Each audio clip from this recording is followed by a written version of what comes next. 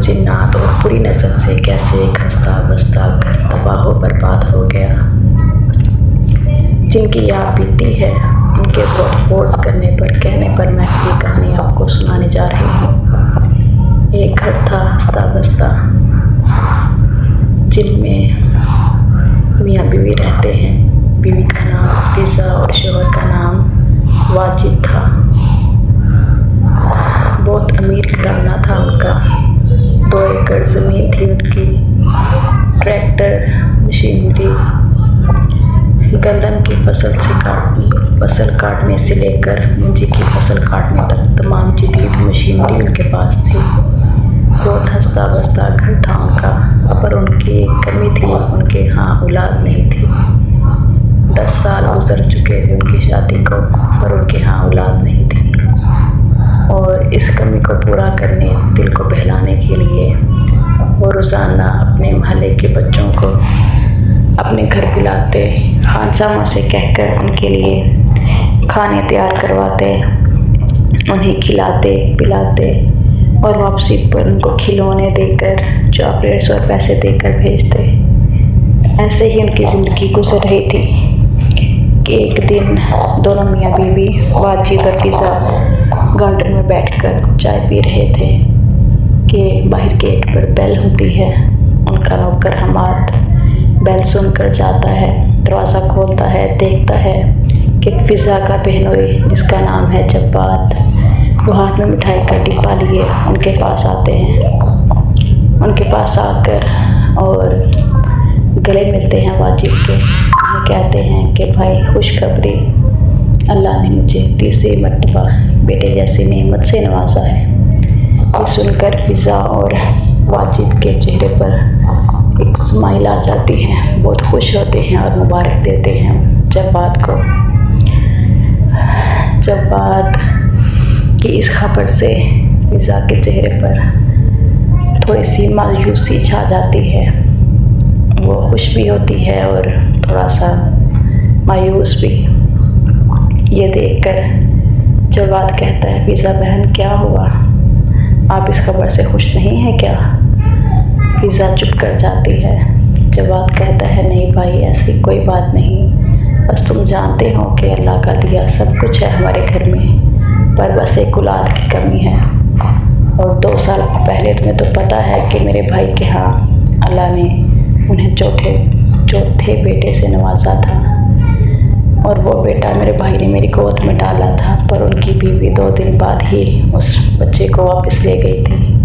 बस तब से फिज़ा कुछ हसास हो गई है इस बात को लेके। हम बहुत खुश हैं तुम्हारी खुशी में, अल्लाह ताला तुम्हें खुश रखे। जब्बात एक गरीब किसान था। वो उनकी बात सुनता है तो उसके चेहरे पर कुछ सोच की लकीरें आ जाती हैं। इतने में हमाद जो कि फिज़ा का नौकर था, वो उनके लिए चाय और ड्राई फ्रूट, चाय के लवाज़मात लेकर हाजिर होता है। जब्बात चाय पीकर गले मिलते हैं वाजिद से और फिज़ा और वाजिद को कहते हैं कि आप कल हमारे घर ज़रूर चक्कर लगाइएगा, आपकी बहन आपका इंतज़ार करेगी।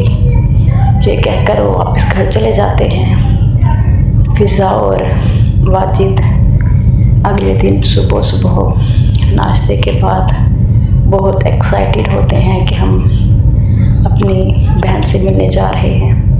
फिर वो हाथों में टोकरी, मिठाई, फूल और बहुत कुछ लिए अपनी बहन के घर जाते हैं तो देखते हैं कि जब्बात उनकी बहन को दलिया खिला रहा है और नौमौलूद बच्चा उनकी गोद में है। फिज़ा अपनी बहन मिसबा के गले मिलती है और उसे मुबारक देती है। मिसबा उसे अपने पास बिठाती है तो जब्बात उनके लिए चाय लिए आता है।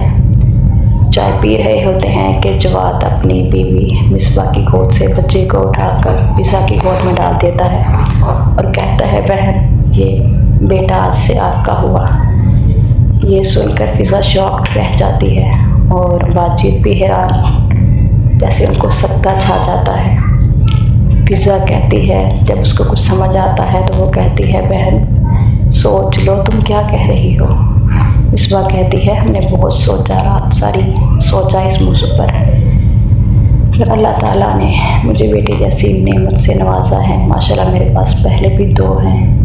میں جانتی ہوں اپنی اولاد کسی کو دینا آسان نہیں، پر تمہاری سونی گود دیکھ کر مجھے تکلیف ہوتی ہے۔